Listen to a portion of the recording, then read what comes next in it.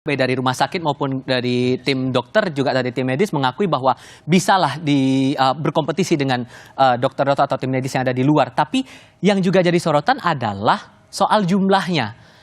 Jumlahnya ini tidak bisa merata juga ke semua daerah. Dalam data terakhir pun menyebutkan kebanyakan dokter dan rumah sakit ini paling banyak di kawasan Pulau Jawa.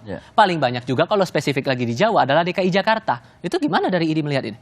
Ya, jadi ini memang problem kronis sebenarnya yang memang harus ada intervensi negara terkait dengan hal ini. Jadi tidak hanya bicara produksi jumlah saja, Mas Tifal. Ya. Karena kalau kita bicara jumlah produksi, data yang kemudian disebutkan oleh Konsil 205.000, 208.000 kalau tidak salah yang terakhir. Yang itu kemudian kalau kemudian kita alokasikan sebenarnya dari jumlah yang sesuai dengan WHO 1/1000, sebenarnya kita kekurangan 67.000 dokter.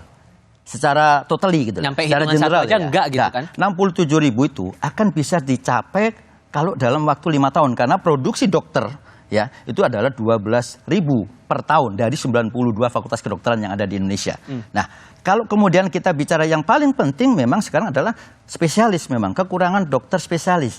Tapi yang juga perlu kita melihat adalah apakah mapping terkait dengan kebutuhan dokter-dokter spesialis ini sudah sesuai dengan tingkat kewilayahan. Indonesia itu negara kepulauan gitu loh. Jadi menghitungnya pun tidak harus menghitung secara total seperti negara daratan biasa. Karena kebutuhan yang ada di Jawa, kebutuhan di Sumatera, Kalimantan, Papua itu berbeda-beda.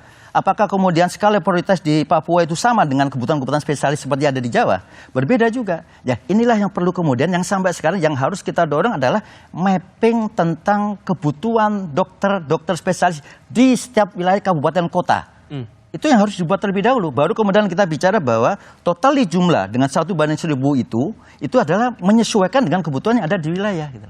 Karena kalau ini tidak kita selesaikan di awal, penyamaan data, sinkronisasi data, maka yang akan bisa terjadi adalah 5 tahun ke depan, mungkin kita akan jadi overload dokter gitu loh. Kelebihan dokter itu tidak sama dengan kelebihan pekerja biasa gitu loh. Nanti kalau kemudian kita akan kelebihan dokter, yang akan terjadi adalah nanti ada penumpukan dokter, maka akan ada singgungan permasalahan-permasalahan etik, disiplin, hukum yang akan mempengaruhi patient safety. Nah ini dan juga harus perlu menjadi perhatian. Jadi tolong perhitungkan dengan data yang benar di dalam menyesuaikan kebutuhan dokter dan dokter spesialis ke depan. Soal kelebihan dokter saya